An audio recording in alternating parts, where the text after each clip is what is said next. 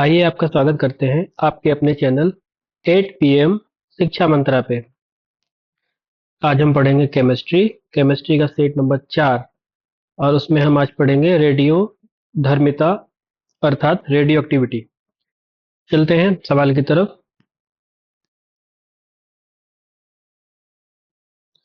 Radio धर्मिता क्या है? तो ऑप्शन ए है विकिरण का स्वतः स्फूर्त उत्सर्जन, नियंत्रित परमाणु प्रतिक्रिया, रासायनिक अभिक्रिया, उपरोक्त में से कोई नहीं। तो रेडियो धर्मिता होती है स्पॉन्टेनियस इमिशन ऑफ रेडिएशन अर्थात विकिरण का स्वतः स्फूर्त उत्सर्जन। इसमें एक नाभिक जो है उसमें उसका डिके होता है, उसमें से अल्फा, बीटा और गामा जैसी किरणों का उत्सर्जन होता है। अगले सवाल की तरफ बढ़ते हैं। रेडियो धर्मिता की खोज किसने की थी? तो रेडियो धर्मिता की खोज की थी हेनरी बेकरेल ने। अगले सवाल की तरफ। सवाल नंबर 3, रेडियो धर्मिता की एसआई इकाई क्या है? तो चूंकि उन्होंने खोज की थी इसकी, इसलिए हम बेकरेल को रेडियोधर्मिता की इकाई के रूप में मानते हैं। अगला सवाल, सवाल नंबर 4। इसमें सवाल है सबसे अधिक प्रवेश करने वाला विकिरण कौन सा है? तो ये पेनिट्रेटिंग पावर की बात हो रही है। अगर कोई बॉडी है, उससे कोई रे आती है तो कितना पेनिट्रेशन कर सकती है। जिसका स्पीड सबसे ज़्यादा होता है वो सबसे ज़्यादा पेनिट्रेट कर पाएगी या प्रवेश कर पाएगी। तो सबसे ज़्यादा स्पीड गामा का होता है और सबसे ज़्यादा पेनिट्रेशन पावर भी गामा का होता है। तो अगला सवाल, अल्फा कण किससे बने होते हैं? तो अल्फा कण दो प्रोटॉन और दो न्यूट्रॉन से बने हुए होते हैं। दो प्रोटॉन दो न्यूट्रॉन से बने होते हैं, इसलिए अल्फा कणों को हम हीलियम का नाभिक भी कहते हैं। अगला सवाल, सवाल नंबर 6। निम्नलिखित में से कौन सा एक रेडियोधर्मी समस्थानिक है? तो हमें ये बताना है कि इनमें कौन सा एक रेडियो एक्टिव आइसोटोप है। तो यूरेनियम 238 ये एक रेडियोधर्मी समस्थानिक है। मतलब एक तो रेडियो एक्टिव है और दूसरा क्या है, एक आइसोटोप भी है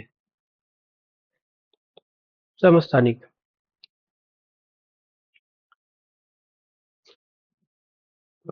तो ये आपका आंसर हो जाएगा। ये आपने पढ़ा होगा यूरेनियम 235 और यूरेनियम 238 के बारे में। इसमें न्यूट्रॉनों की संख्या अलग अलग होती है, इसलिए ये दोनों समस्थानिक होते हैं और ये इसमें रेडियो एक्टिव होता है। अगले सवाल, अल्फा 6 में कौन सा कण उत्सर्जित होता है? आपको ये करना है कि कौन सा कण इसमें उत्सर्जित होता है, इलेक्ट्रॉन, न्यूट्रॉन, हीलियम नाभिक या प्रोटॉन।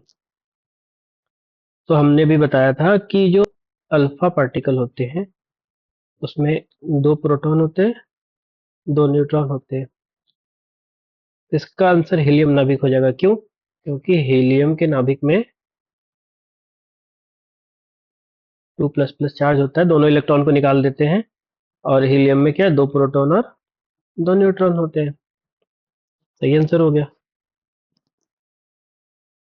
अगला सवाल, निम्नलिखित में से कौन सा बीटा कणों का लक्षण है? उच्च गति वाले इलेक्ट्रॉन, ये सही है। भारी नहीं, बहुत भारी नहीं होता है। पॉजिटिवली चार्ज नहीं, पॉजिटिवली चार्ज तो अल्फा कण होते हैं। तो ए आंसर हो जाएगा। सवाल नंबर 9 पे आते हैं। किस प्रकार का विकिरण उच्चतम ऊर्जा वाला होता है? तो सबसे ज्यादा ऊर्जा किसमें होगा? जिसमें सबसे ज्यादा वेलोसिटी होगी, यानी gamma radiation. Next, carbon dating में उपयोग किया जाने वाला समस्थानिक है। तो कार्बन डेटिंग के दौरान हम कार्बन 14 का यूज करते हैं, आपने पढ़ा होगा। ये एक रेडियो एक्टिव मटेरियल है। तो कार्बन 12 और कार्बन 14 दोनों पाए जाते हैं किसी भी कार्बनिक पदार्थ में। इसकी मात्रा बहुत कम होती है और ये डीके हो करके इसमें कन्वर्ट होता जाता है। इसकी मात्रा से हम ये बता पाते हैं कि वो वस्तु या वो सामान या कोई भी जिसमें कार्बन हो, ऐसी कोई भी चीज, वो कितनी पुरानी है।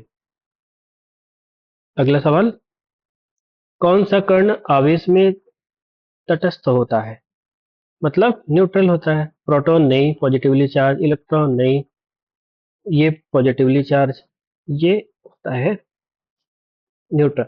अगला सवाल, किस प्रकार का विकिरण विद्युत क्षेत्र द्वारा विचलित होता है। Which type of radiation is deflected by an electric field. तो अल्फा कण होते हैं। तो डिफ्लेक्ट होने के लिए दो चीजें होनी चाहिए। एक तो इसकी थोड़ी स्पीड कम हो और दूसरा इसमें ये चार्ज हो। तो अल्फा कण की स्पीड कम होती है इन दोनों से, और ये पॉजिटिवली चार्ज होते हैं, 2++ चार्ज होता है, चार्ज भी इन पे ज्यादा होता है, इसलिए ये विचलित होते हैं। अगला सवाल, सवाल नंबर 13, रेडियोधर्मी पदार्थ का आधा जीवन क्या होता है।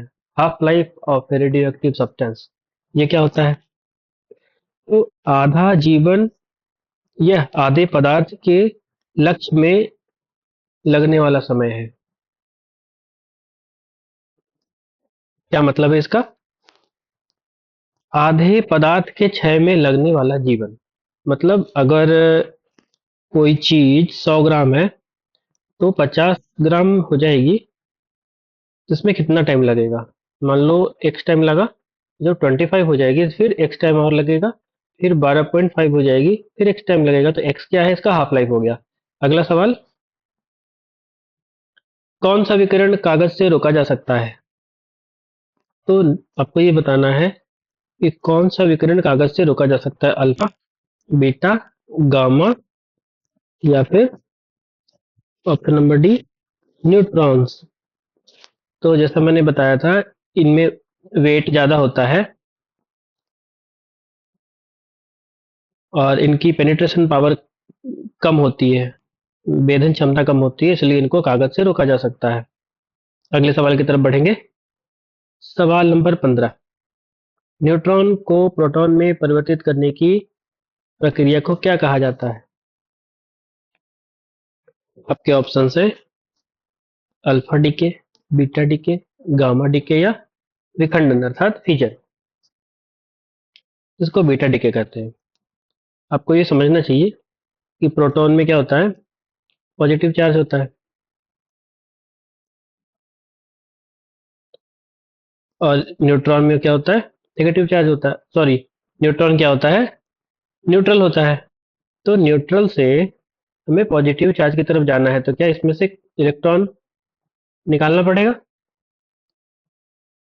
इसीलिए जो नेगेटिवली चार्ज बीटा किरणें हैं, जब इसमें से निकलती हैं तो जो है न्यूट्रॉन वो प्रोटॉन में कन्वर्ट हो जाता है। ये जीरो, ये प्लस, किसी में से कोई नेगेटिव चीज निकल जाएगी तो वो पॉजिटिव बन जाएगा। अगला सवाल, यूरेनियम 238 किस प्रकार के क्षय से गुजरता है। तो ये आपको याद रखना होगा कि इसका अल्फा डीके होता है। अगला सवाल, सवाल नंबर 17, रेडियोधर्मी समस्थानिकों का सामान्य उपयोग क्या है। तो इसके कई सारे उपयोग होते हैं, चिकित्सा में भी होता है, पुरातत्व में भी होता है, और ऊर्जा उत्पादन में भी होता है, यानी ये आंसर हो जाएगा। तो अगले सवाल की तरफ बढ़े। रेडियोधर्मी सामग्रियों का मुख्य खतरा क्या है। सबसे बड़ा खतरा इसमें होता है कि रेडिएशन, सबसे बड़ी समस्या होती है रेडिएशन। एक्सप्लोजन तो होता है, वो सेकेंडरी, वो तो कई सारी चीजों में होता है। ये भी कई सारी चीजों में होता है, लेकिन रेडिएशन इसका मेन समस्या है। अगला, धुएं के डिटेक्टरों में किस प्रकार के विकिरण का प्रयोग किया जाता है? तो धुएं के डिटेक्टर्स में हम ऐसा क्या लगाते हैं? तो इसमें हम अल्फा रेज के जरिए पता करते हैं। अल्फा रेज का प्रयोग होता है स्मोक डिटेक्टर्स में, इसलिए वो काफी महंगा भी होता है। किस प्रकार के विकिरण में सकारात्मक आवेश होता है? सकारात्मक मतलब पॉजिटिव। एक्चुअली सकारात्मक शब्द गलत है, यहाँ धनात्मक होना चाहिए। तो पॉजिटिव किस पे होता है? अल्फा पे होता है। अगले सवाल की तरफ बढ़ते हैं। परमाणु विखंडन के दौरान क्या होता है?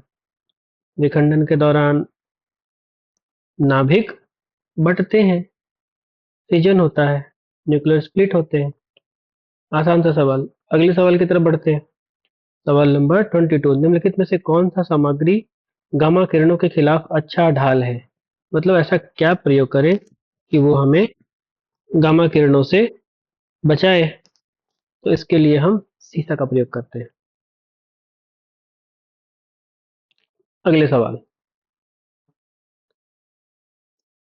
विकिरण के संपर्क से जुड़े प्रमुख स्वास्थ्य जोखिम क्या हैं?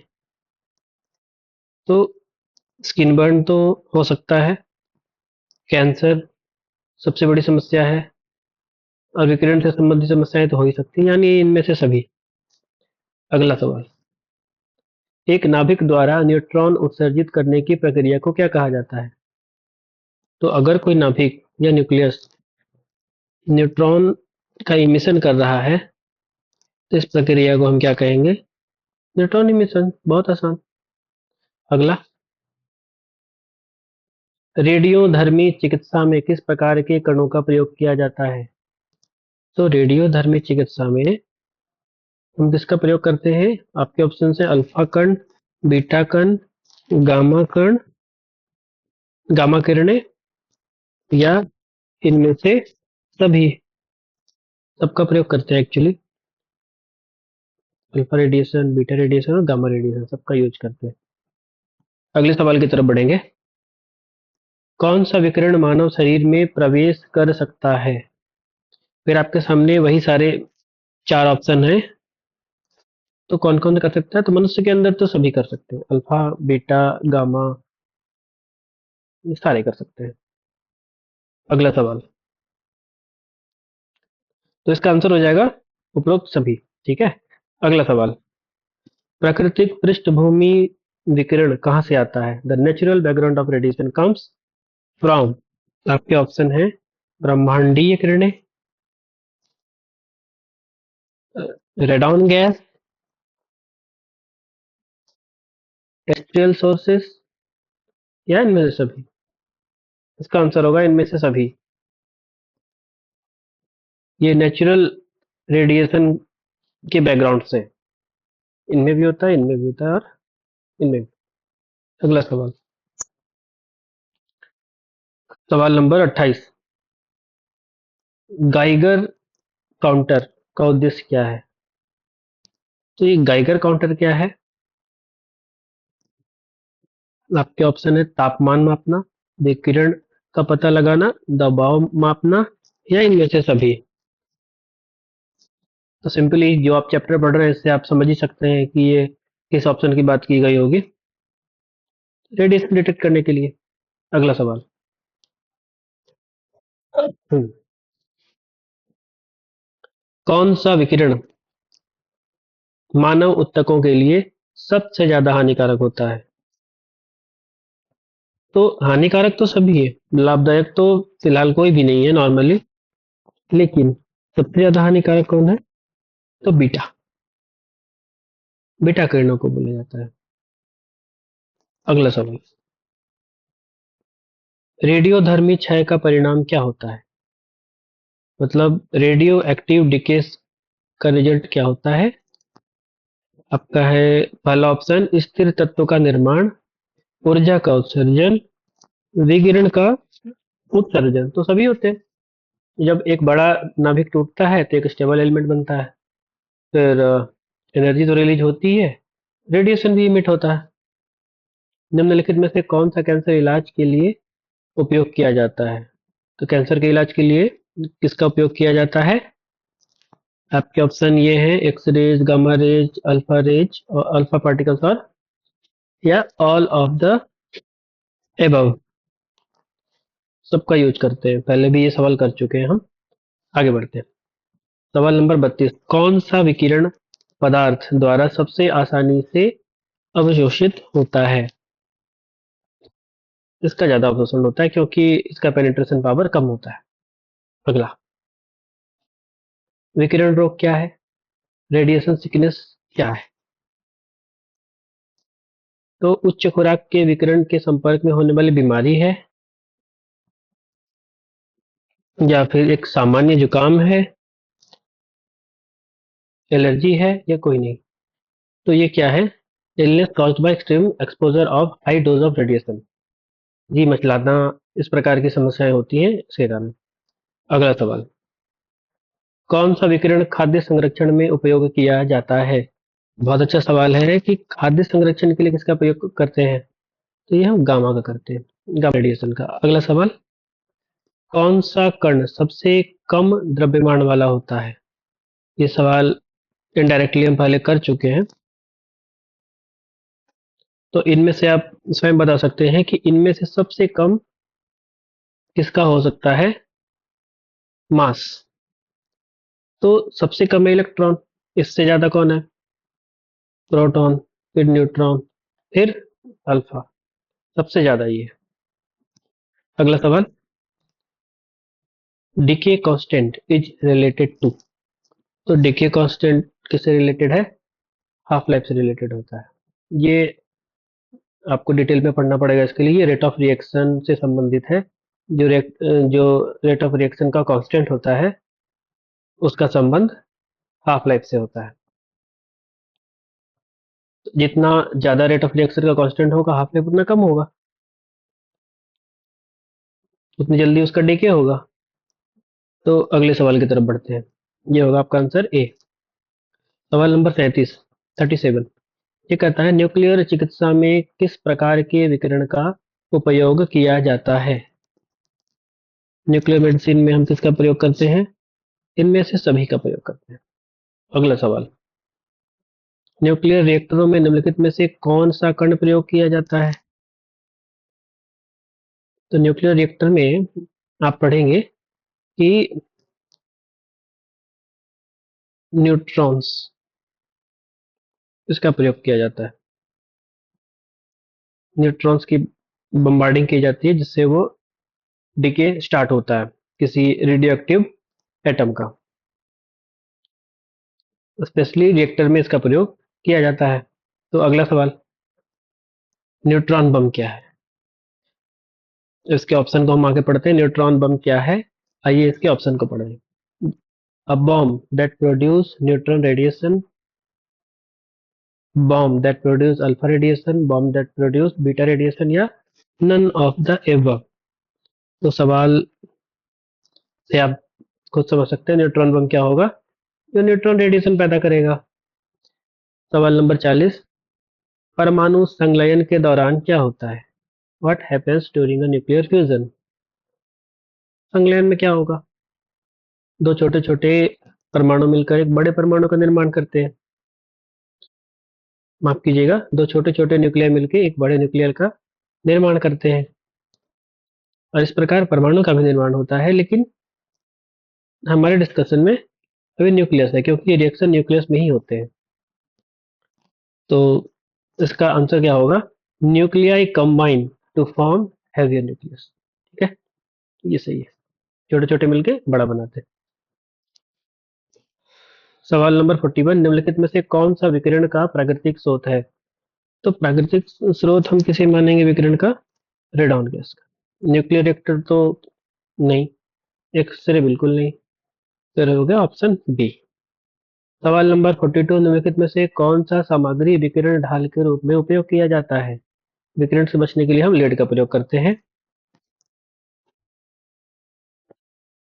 अगला सवाल, विकिरण के संपर्क का सामान्य लक्षण क्या है?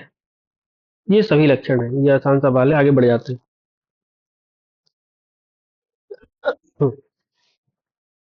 रेडियोधर्मी सामग्रियों में किस प्रकार का क्षय होता है?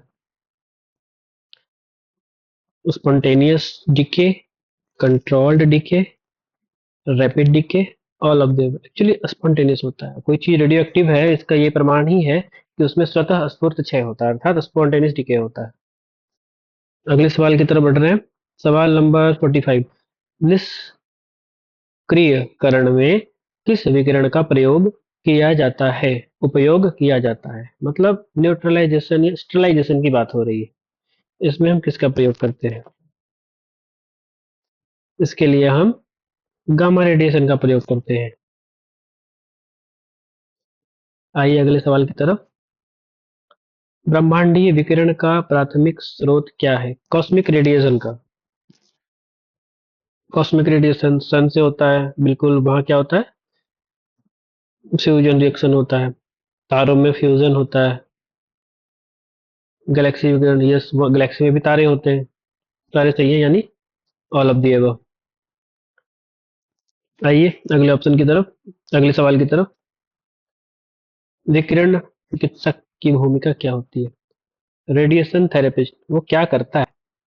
तो आपका ऑप्शन क्या, दवा देना या रेडिएशन ट्रीटमेंट? सर्जरी तो बिल्कुल भी नहीं, ये नहीं, तो ऑप्शन बी होगा ऑब्वियसली। अगला सवाल। विकिरण का खतरा क्या है? रेडिएशन हैजार्ड क्या है? Exposure to harmful levels of radiation, ये तो बिल्कुल ही सही है। तो ये ऑप्शन ही सही हो गया, फिर आगे पढ़ने की जरूरत ही क्या है। आते हैं 49 नंबर सवाल पे। What kind of particles are emitted during nuclear decay? किस प्रकार के पार्टिकल्स निकलते हैं जब एक न्यूक्लियर डिके होता है? अल्फा निकलता है और बीटा निकलता है।